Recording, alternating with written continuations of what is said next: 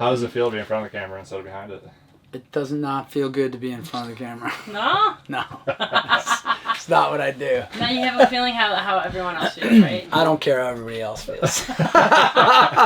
Which is why I'm behind the camera. My name is Eric Lange, and my job on Bering Sea Gold is executive producer for Original Productions, Fremantle Company, doing Bering Sea Gold for Discovery Channel.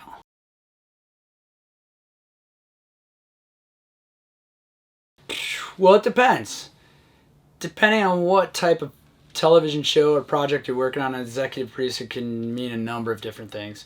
Sometimes it's just the people that have the money that are backing the project, and in our case, in documentary reality television, it's the people that are running the show on the ground, in post, and at the network level as well. So it's basically upper management. But my particular position as an executive producer is in the field in Nome, managing the shooter producers and all the assets and logistics that I have here in Nome to make the TV show happen.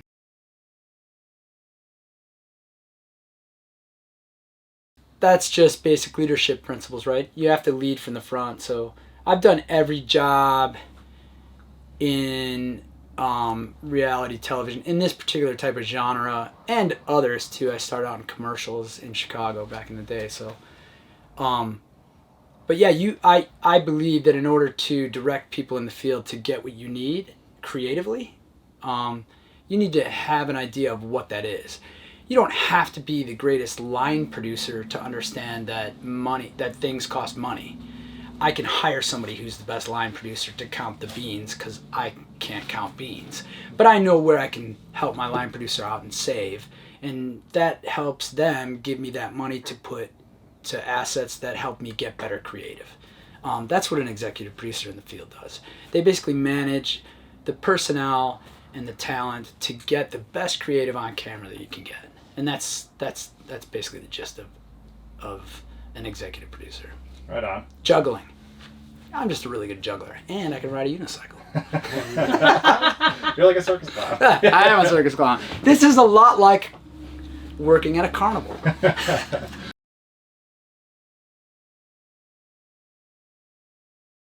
What makes it unique? Man, so many things make this particular show unique. Number one, it's one of Discovery's longer running series. Number two, we've lived with these talent that are on this show for a number of years. So anyone that tells stories will tell you that the most important part of telling a story are the people that are involved, or your subject, your hero, whatever journey that they're on. And we've grown up and lived with the people on Deadliest Catch for years, so we love them. And that's the same with Bering Sea Gold.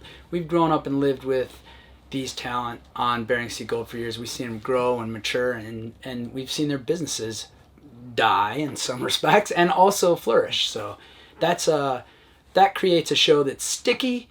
People like to come back to it. They like to see what the talent's up to.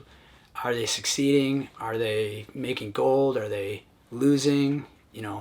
They care, and that's what makes a show good. The uniqueness of Nome and the Norton Sound and Bering, in the Bering Straits and the this is a big. Nome, Alaska is very native centric. It's very local. The ability to come up here and have the opportunity to work with local Nomites and the Bering Straits Corporation and stuff like that in conjunction with the mining aspect of Nome, because Nome has many aspects.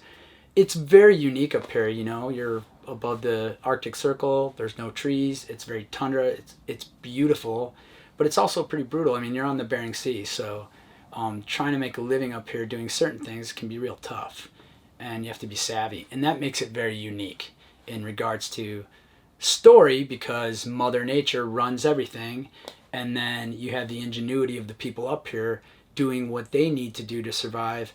And that's a very Alaskan thing that fits into that blue collar mentality where it's like, if it's broke, you're not going to Walmart to buy a new one. You better figure out how to make it work with whatever you can find.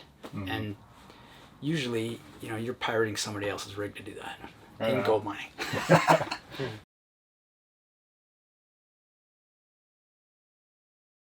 Every documentary reality show can be structured a little bit different depending on the best way to get that creative on screen.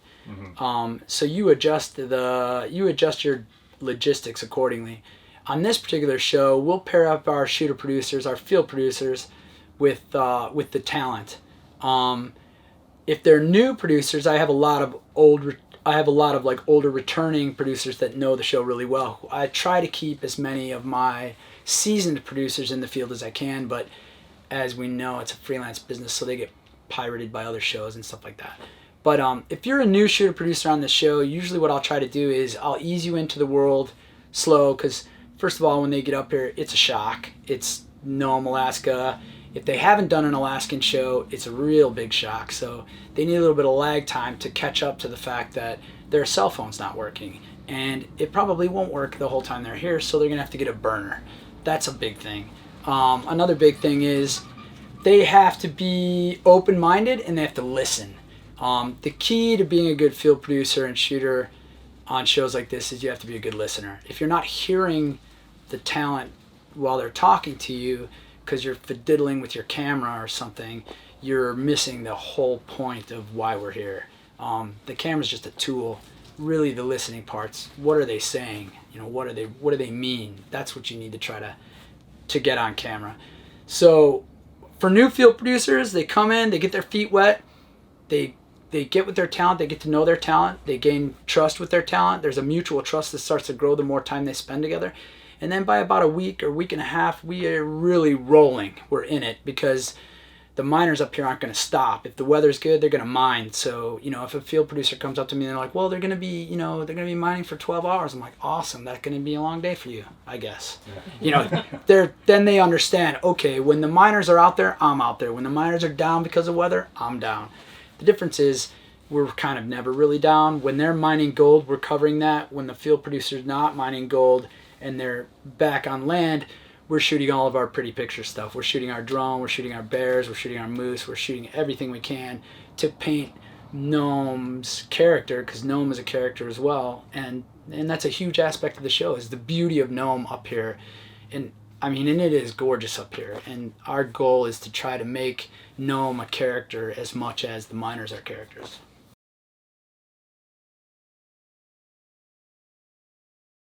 Diving scenes are tough. Because diving is tough.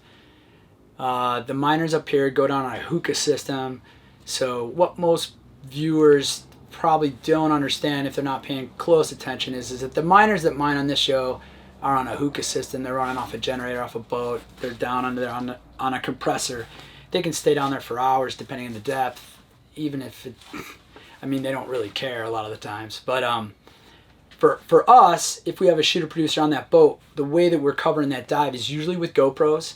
That producer is dealing with the tender that's on the top side, and they're asking that diver down below what they're seeing. So there's constant dialogue back and forth. It can be a little bit rote for the diver who wants to dive and get the gold. It's kind of the same questions, but we can't see down there in that particular scenario. That's the basic setup. Is a GoPro setup on the diver, and then communication between the tender, because that's where the field producer is. So that diver's down there doing his thing, and he's just recording the GoPro. We don't see that till later. The other option we have is we have a dive team that comes up here and works off of a boat called the Wild One, and that dive team will go out in the mornings when the miners go out, when the weather's mineable, and they'll hit as many divers in a day as they can.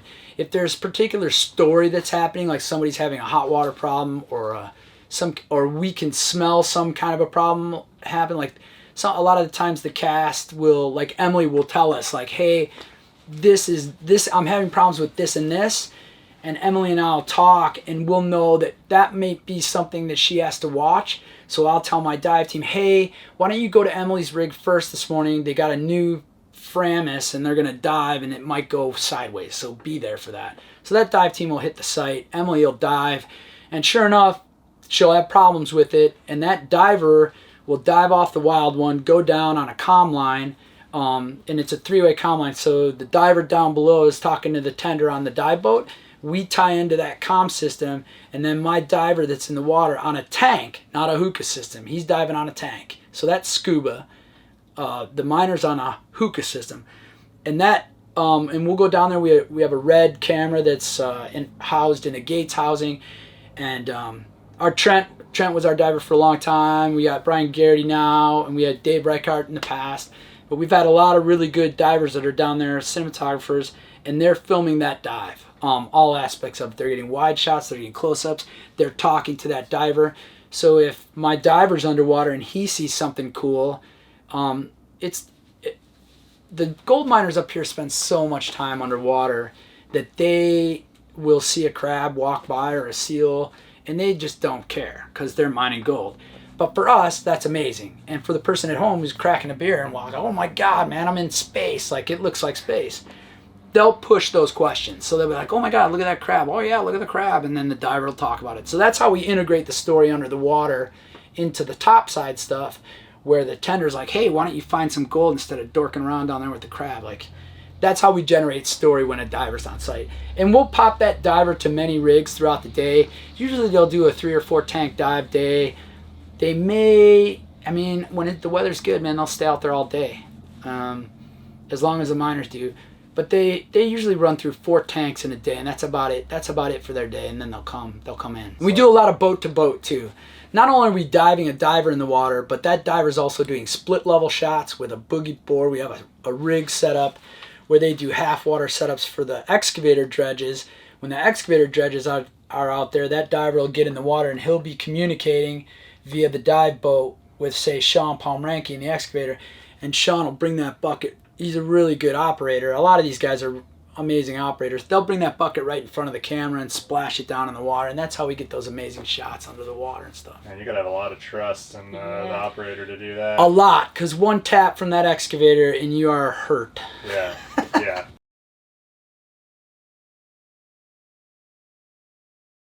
Yeah, for sure. You mean on our end? Yeah, on your end. We had a close call. Yeah, we don't have many, actually. We usually dive with a safety diver, with the diver in the winter. Winter's probably the sketchiest.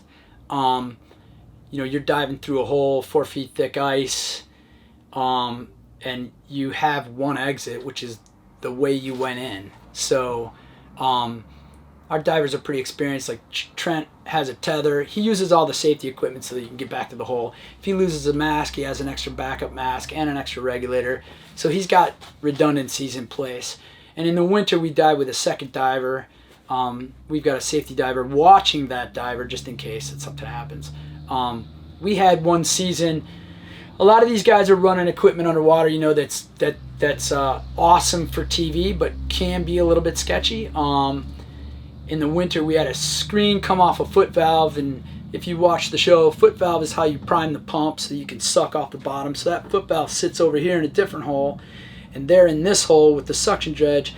And if you're when you're underwater, sometimes you can get disoriented, and we had a diver bump into we had a diver bump into that foot valve, and it sucked his hood off the top of his head up into the foot valve.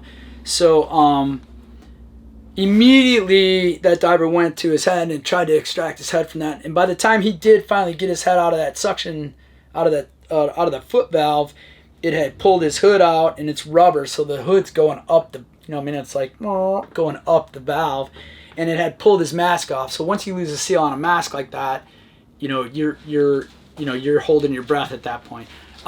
This is a gold diver. Yeah, this is all. Not the production crew, right? No, this is us. Oh, this is us. Yeah, this is one of our divers. This is camera. Dang. This is camera. This happened just recently. And then he went to a backup, put the regulator in, purged, and we had a safety diver in the water. Kelly came over and grabbed Trent and brought him up to the surface, and we pulled him out of the water. Dang. That's the only incident that we have, and that was like a random incident because there was no screen. Like, it just happens sometimes. But one incident in that many years is pretty good. Oh yeah.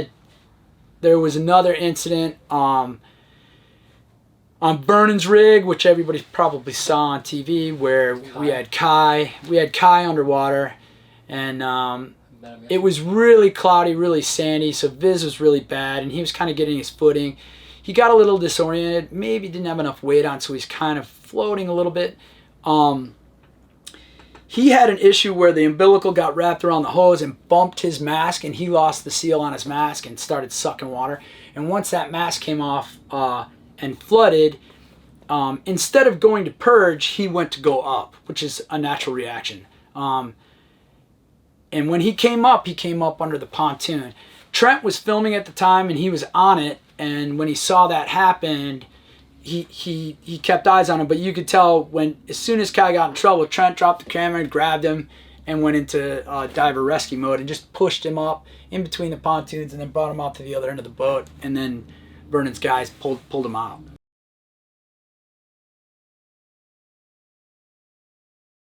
Who's the easiest? Yeah, and the most difficult to film. Who's the easiest to film with? Man, no one is the easiest to film with.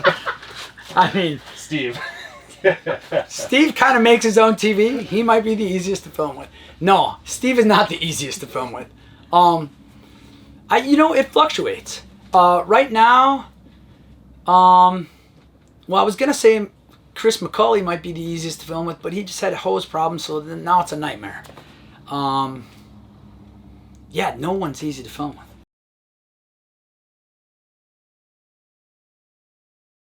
The funniest behind the scenes? Well, geez, that's hard to... I mean, Chris Kelly, I don't know. It depends on what your version of funny is. Like, watching a train wreck is really funny. I mean, that's funny. But those guys are a lot of fun off camera as well as on camera. They are the funniest on camera. Yeah.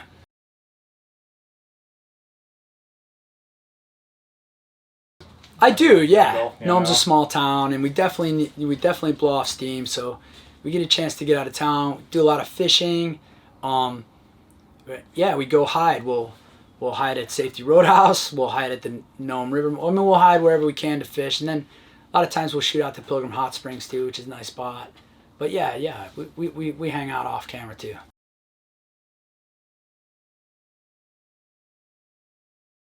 Well, Vernon can be fun when he's on a JMO rip. But that's few and far between now. He's toned it down a bit. Sean is fun. I mean, foosball with Sean is hilarious because the more crap you can talk to him while he's trying to shoot foosball, of course he's amazing, so he ends up smoking you in the end, but you can get him to go on tilt, and he's pretty funny. I don't know, everybody's fun. Well, Everybody's good. fun to hang with. It's a big family up here. It's pretty cool. Like, yeah. It's very rarely you'll have,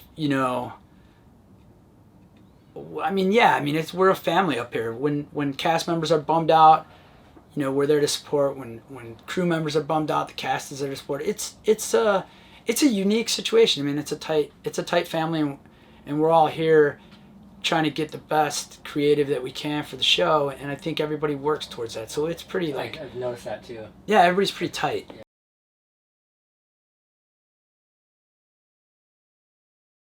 Yeah, half the time. I mean, so much amazing stuff. One that sticks out. Yeah, I mean, so much amazing stuff happens up here that we don't get on camera. The stuff we do get on camera, you see that. But yeah, there's a lot of, if we're not on our game all the time, which we can't be, really, and we don't want to mess with the cast too much, you got to give them a little bit of space to live their lives. Like, we're up here a lot. We're up here 7 months a year. We're filming the show in the winter and the summer, so you want to give them a breath too, and we respect that space as much as we can. But yeah, there's been times up here where it's like, wow, we just missed that whole thing, because we just weren't up here filming at the time, or for whatever reason, the situation worked out that we couldn't get on the rig or something like that. That happens. Yeah, that happens. I can't think of one particular moment. I feel like, for me as an executive producer, I feel like I'm missing shit all the time. And yet, at the end of the season, you still have. Yeah, and at the end of the season, we have great stuff. Yeah.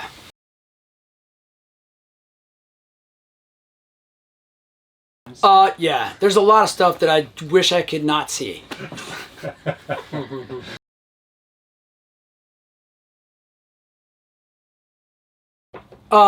Season 15 doesn't currently have an air date, but it will be coming out very soon. I know. And I'll tell you what, honestly, this season may be one of the better seasons ever on Bering Sea Gold. Oh, I know. I saw the trailer. It's missing giant, awesome moments. Exactly. We didn't even put all our best stuff in that trailer, which is there wasn't enough room in the time format of the trailer to put all of what happened that summer in the trailers. It was a circus. It's a circus. Go to Bering Sea Paydirt. Get some dirt. I mean, there's gold in it. I mean, what else do you need?